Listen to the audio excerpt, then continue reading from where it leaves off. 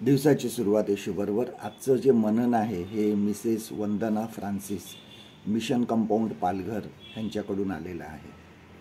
एक बाई खूप मोठं आणि घाण असं मोठं पोतं घेऊन सामानाने भरलेलं बसमध्ये चढते आणि चढताना त्या पोत्याचा धक्का एका बाजूच्या बसलेल्या माणसाला लागतो आणि जोरात थोडासा धक्का लागतो आणि मग ती बाई ते पोतं घेऊन बसते आणि ती बाई त्या माणसाला नंतर विचारते की तुम्हाला माझ्या ह्या घाण पोत्याचा धक्का लागला, तुम्ही काहीच बोलला नाहीत का?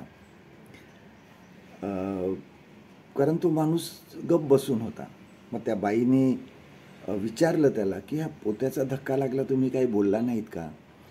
तो मनुष्य तिला म्हणाला की ह्या एवढ्या लहान गोष्टीचा मोठा बाऊ करण्याची मला आवश्यकता वाटली नाही, कारण माझा प्रवास छोटा आहे आणि मी पुढच्या स्टॉपवर उतरणार आहे.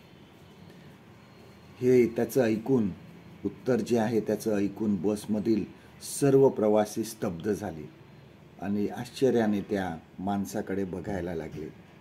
हा एक सगळ्यांसाठी धडा होता. हे समजून घ्या की आपल्या जीवनाचा प्रवास छोटा आहे, थोड्या वेळाचा आहे. जर कोणी तुमचा अपमान करतं, जर कोणी तुम्हाला हिणवतं, जर कोणी तुम्हाला फसवतं, शांत राहा. मानसिक त्रास करून घेऊ नका, कारण तुमच्या जीवनाचा प्रवास हा छोटा आहे. कोणी तुमच्याविषयी चांगलं बोललं नाही, तुम्हाला त्रास वाटेल असं वागले, शांत राहा, त्याकडे दुर्लक्ष करा, कारण तुमच्या जीवनाचा प्रवास छोटा आहे. एखादी समस्या तुम्हाला खूप मोठी समस्या वाटते, कारण तुम्ही तिला समस्या समजता. कोणालाही माहिती नाही की आपल्या जीवनाचा जो प्रवास आहे हा किती वर्षाचा आहे, किती वर्ष अजून बाकी आहेत, किती महिने अजून बाकी आहेत, किती दिवस अजून बाकी आहेत. आपला स्टॉप कधी येणार आहे हे आपल्याला माहिती नाही. म्हणजेच आपला वेळ थोड्या वेळाचाच आहे.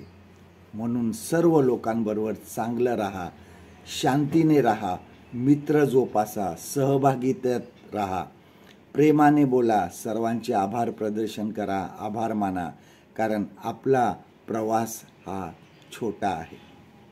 आजचं देवाचं वचन आपल्यासाठी हे आहे, स्तोत्रसंहिता 90 आणि 12 वचन, साम 90 and verse 12. ह्याकरिता आम्हास आपले दिवस असे गणण्यास शिकीव की आम्हा सुबुद्धी हृदय प्राप्त होईल. परमेश्वर करो आजचा दिवस तुमचा आशीर्वादित करो.